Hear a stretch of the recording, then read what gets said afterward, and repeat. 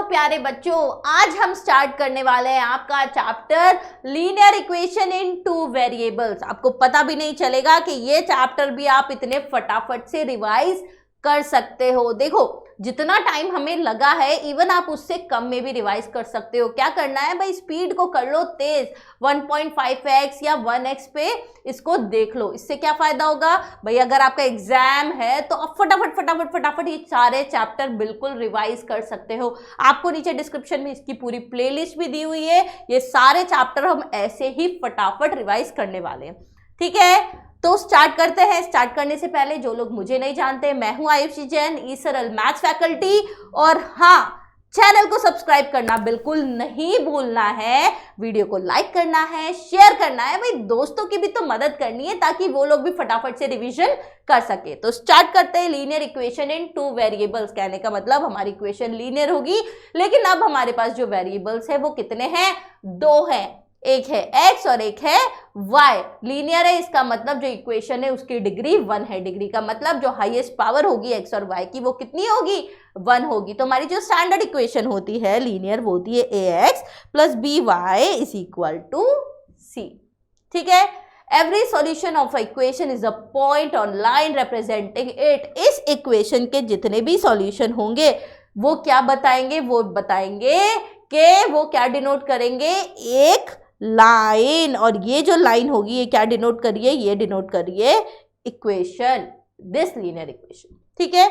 Each solution xy of a linear equation in two variables ax plus by plus c equal to 0 corresponds to a point on the line representing the equation vice versa। कहने का मतलब कि हमारी जो linear equation है two variables, उसका जो हर एक सॉल्यूशन है वो क्या बता रहा है कि इस इक्वेशन की लाइन बता रहा है, उस लाइन के ऊपर डिफरेंट पॉइंट बता रहा है। या इसको इस तरह भी कह सकते हैं कि हमारे पास जो लीनियर इक्वेशन है उस इक्वेशन का अगर हम ग्राफ देखें तो उस ग्राफ का हर एक पॉइंट क्या बताता है?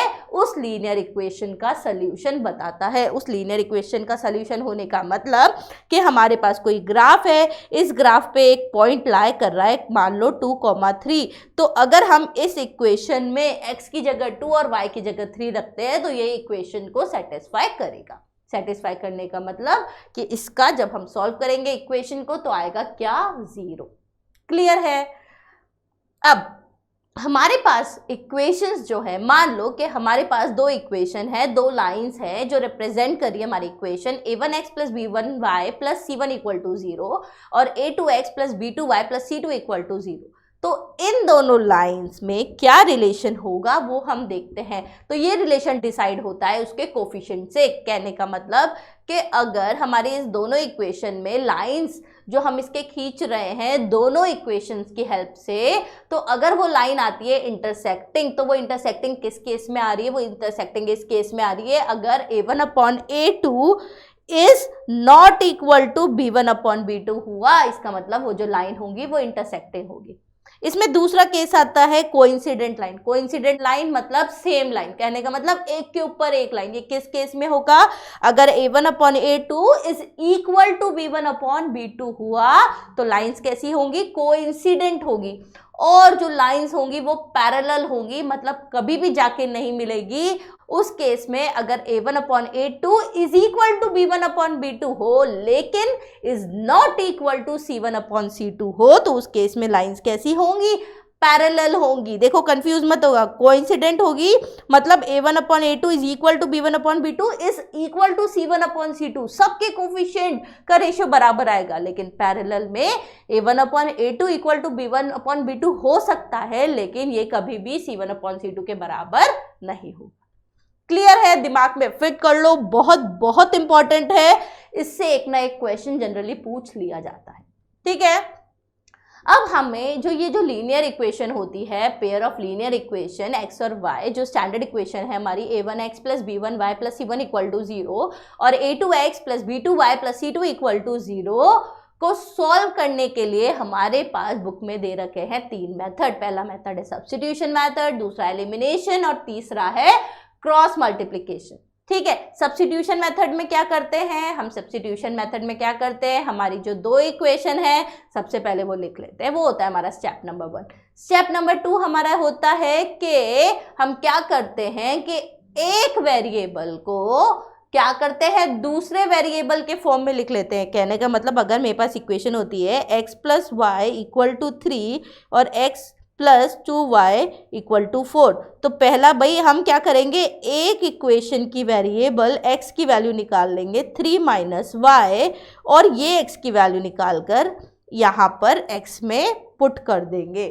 तो हमने क्या किया, सबसे पहले स्टेप 2 है हमारा, एक वेरिएबल को दूसरे के टर्म में लिख लिया। नेक्स्ट स्टेप होता है substitute this value of variable obtained in step 2 in other equation of the linear equation in the other equation to get a linear equation in single variable. कहने का मतलब यहाँ से हम क्या करेंगे, वही इस इक्वेशन से x की वैल्यू निकाल ली, ये x की वैल्यू हम इसमें रखेंगे तो वो हो जाएगी 3 - y + 2y = 4। मतलब जो हमारी ये इक्वेशन आ गई, अब इसमें आ गई, सिंगल वेरिएबल में आ गई।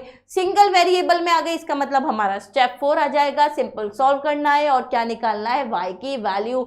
एक बार यहाँ से y की वैल्यू निकल जाएगी, उसके बाद हम इसको इसी में पुट कर देंगे और क्या निकाल लेंगे, substitute this value of variable in the relation obtained in step 2, और हमारे पास क्या आ जाएगा भाई, इससे y की वैल्यू आ जाएगी, y की वैल्यू यहाँ रखेंगे और x की वैल्यू आ जाएगी। क्लियर है, आसान है ना। नेक्स्ट मेथड होता है हमारा method of eliminating the coefficient. Eliminating the coefficient में हम क्या करते हैं भाई, एक कोफिशिएंट को एलिमिनेट करते हैं। कैसे करते हैं, सबसे पहले हम इक्वेशंस लिख लेते हैं, उसके बाद हमारा स्टेप 2 होता है multiply the given equation by suitable number so that the coefficient of one of the variables are numerically equal. कहने का मतलब अगर मेरे पास एक इक्वेशन है x + 2y = 4 और 2x + y = 3, तो अगर मेरे पास ये दो इक्वेशन दी हुई है, तो अगर मैं भाई मेरी जो फर्स्ट इक्वेशन है इसको 2 से मल्टीप्लाई कर दूं तो फर्स्ट इक्वेशन हो जाएगी मेरी 2x + 4y = 8, तो और दूसरी इक्वेशन तो है 2x + y = 3। कहने का मतलब मैंने क्या किया, एक मल्टीप्लाई करके दोनों इक्वेशन के जो x है उसके कोफिशिएंट को बराबर बना दिया। तो हमने यही तो बोला है स्टेप 2।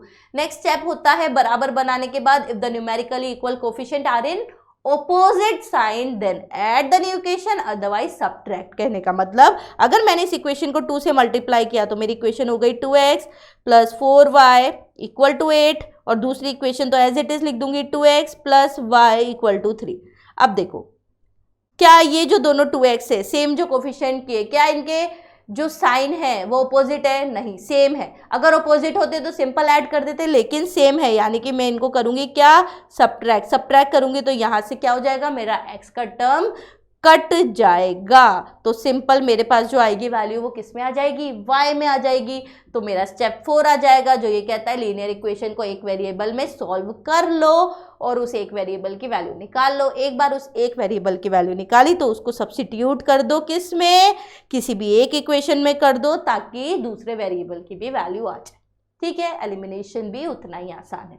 बात है सिर्फ प्रैक्टिस करने की। अभी पढ़ रहे हो, ये पढ़ने के बाद फटाफट से इसके क्वेश्चन भी प्रैक्टिस कर लेना। ठीक है, अगर आपको ये सारे के ना अच्छे क्वेश्चन चाहिए, इंपॉर्टेंट क्वेश्चन चाहिए और चाहते हो यार आपकी जितनी प्रॉब्लम है खत्म हो जाए, क्लास 10th का सिलेबस टाइमली कंप्लीट हो जाए, school revision, pre board, board सब आसानी से मैनेज हो जाए, और क्या इतने कम टाइम में 95% प्लस ला सकते हो? बिल्कुल ला सकते हो।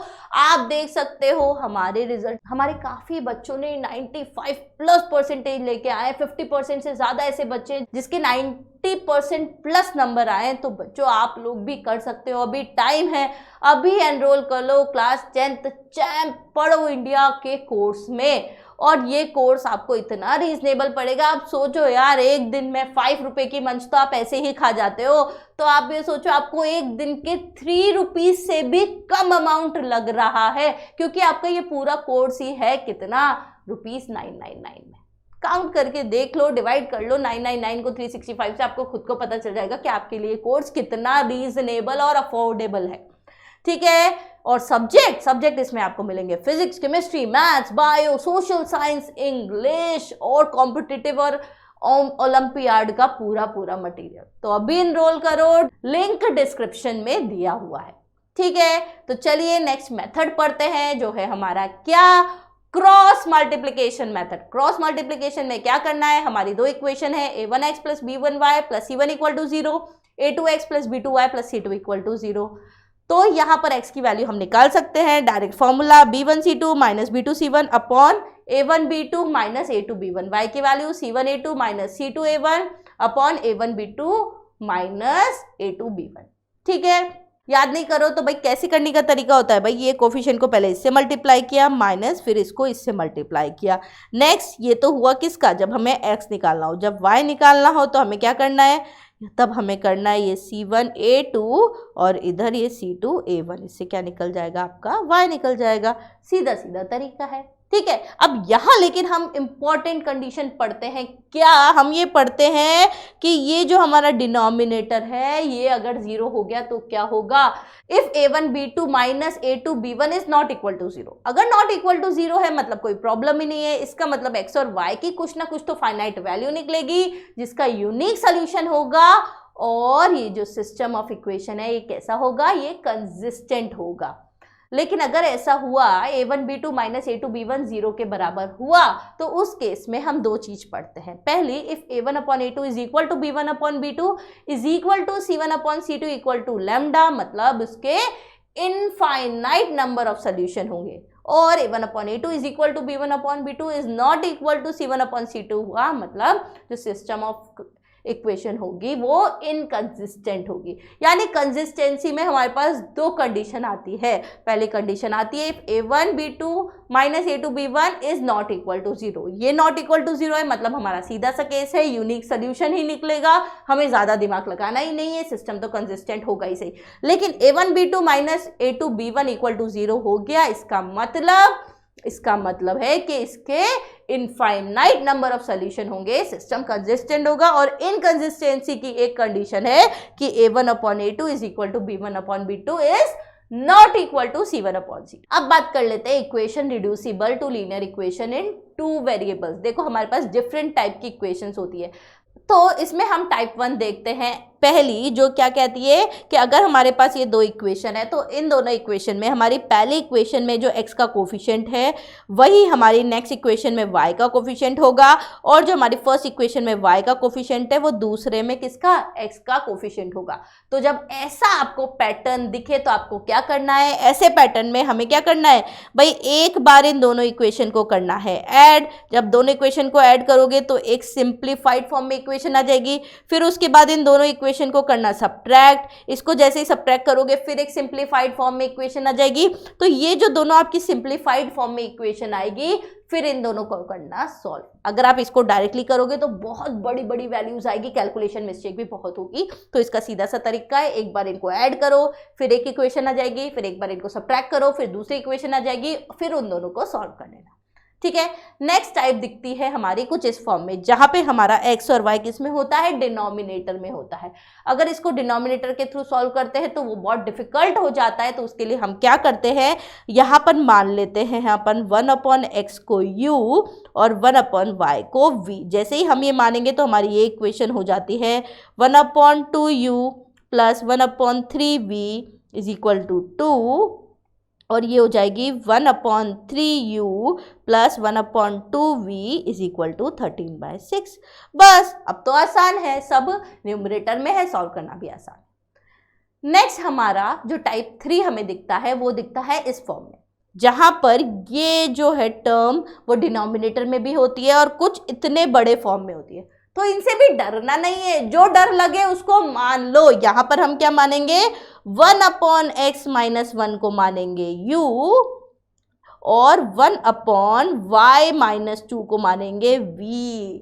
तो बस यहां पर हमारी इक्वेशन क्या हो जाएगी, 5u plus 1v is equal to 2, और ये जो दूसरी इक्वेशन है वो हो जाएगी 6u minus 3v is equal to 1। अब सोचो कितनी आसान हो गई इक्वेशन। बस अब यहाँ से u और v की वैल्यू निकालना, जैसे u और v की वैल्यू आ जाएगी उसको यहाँ पुट कर देना, तो आपके पास क्या आ जाएगी, x और y की वैल्यू। आसान है।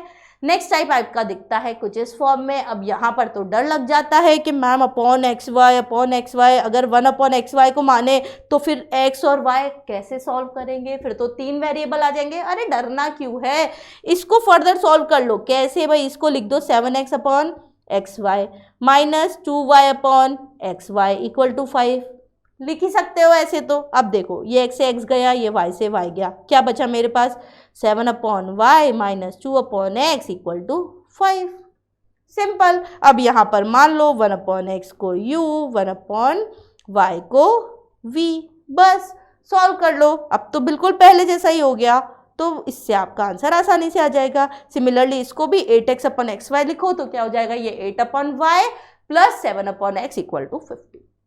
क्लियर है। नेक्स्ट टाइप आपका दिखता है कुछ इस फॉर्म में, तो ये भी आपका टाइप 3 जैसा ही है। वहां पे आपने क्या माना था, x माइनस 1 को माना था u, यहाँ पर क्या मानेंगे 1 अपॉन एक्स प्लस वाई को u मान लो और 1 अपॉन एक्स माइनस वाई को v मान लो। बस क्या करना है, वैल्यूज रखनी है, सॉल्व करना है। इसके बाद x प्लस वाई को जब आप u रखोगे, मान लो u की वैल्यू 2 आ गई, तो आपकी एक और इक्वेशन बन जाएगी 1 upon x plus y equal to 2 और 1 upon minus y equal to something. कोई बात नहीं, अब तो लेकिन इजी फॉर्म में है, अब इसको भी सॉल्व कर सकते हैं, आसान है। तो ये हो गए आपके 5 आसान तरीके। इसके अलावा आती है आपकी वर्ड प्रॉब्लम, तो वो बिल्कुल आप क्वेश्चन पढ़ के इक्वेशन बनाओ। एक बार इक्वेशन बन गई तो फिर उसके बाद में हमें उनको भी इसी तरह सॉल्व करना है, ठीक है। तो ये हो गया आपका लीनियर इक्वेशन का सारा कंसेप्ट। मेन है इसके बाद प्रैक्टिस करना, ठीक है। तो ईसर लैब डाउनलोड आप कर सकते हो, उसके लिए आपको वहां पे काफी सारे क्वेश्चन मिल जाएंगे। Okay, thank you.